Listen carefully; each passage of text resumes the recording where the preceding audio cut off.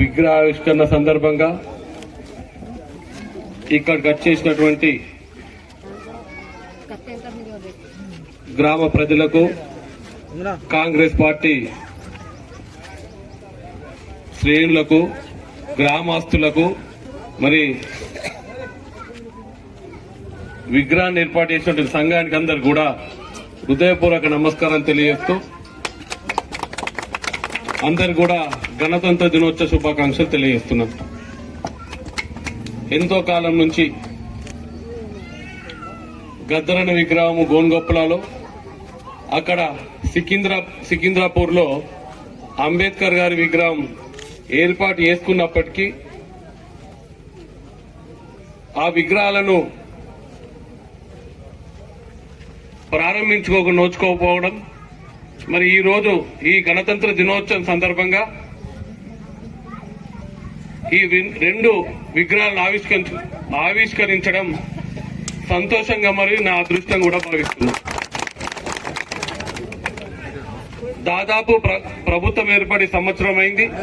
కొన్ని అనివార్య కారణాల వల్ల అక్కడ సికింద్రాపూర్ లో అంబేద్కర్ విగ్రహము ప్రారంభోత్సవం నోచుకోలేదు. కానీ ఈ రోజు మరి వారు రచించినటువంటి రాజ్యాంగాన్ని అమలుపరిచినటువంటి రోజు, ఈ రోజున వారి యొక్క విగ్రహాన్ని ఆవిష్కరించడం నాకు సంతోషంగా మరి ఆనందంగా ఉంది. మరి అదే స్ఫూర్తితోని డాక్టర్ బాబాసాహెబ్ అంబేద్కర్ గారి స్ఫూర్తితోని ప్రజాస్వామ్యబద్ధంగా పోరాటం చేసినటువంటి గద్దరన్న గారి విగ్రహం కూడా ఈ రోజే ఆవిష్కరించడం సంతోషంగా ఉంది. గద్దరన్న అంటే పీడిత ప్రజల పక్షాన పోరాటటువంటి వ్యక్తి. తన ఆటపాటల ద్వారా ప్రజాస్వామ్యానికి స్ఫూర్తినిస్తూ ఎన్నో పోరాటాలు చేసిండ్రు.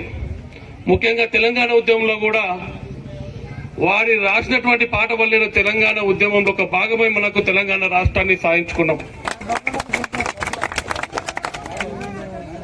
ఆ మహనీయుల విగ్రహం నిజామాబాద్ అక్కడ ఏర్పాటైందో లేదో గాని బాల్కొండ నియోజకవర్గంలో ఇప్పటి వరకు కూడా ఎక్కడ కూడా ఏర్పాటు కాలేదు. మరి మొదట విగ్రహం గోన్గోప్ల గ్రామంలో ఏర్పాటు చేయడం జరిగింది. మరి ఈ గ్రామస్తులందరూ కూడా నేను శుభాకాంక్షలు తెలియజేస్తూ మీ యొక్క స్ఫూర్తిని అభినందిస్తూ మరి అటువంటి మహానాయకుడి విగ్రహాన్ని నేను ఆవిష్కరించడం సంతోషంగా భావిస్తూ మరొకసారి ఈ విగ్రహ దాతలను, విగ్రహాన్ని ఏర్పాటు చేసినటువంటి సభ్యులందరూ కూడా నా తరఫున, బాల్కొండ ప్రజల తరఫున, బాల్కొండ కాంగ్రెస్ పార్టీ తరఫున అభినందనలు తెలియజేస్తున్నాను. ధన్యవాదాలు.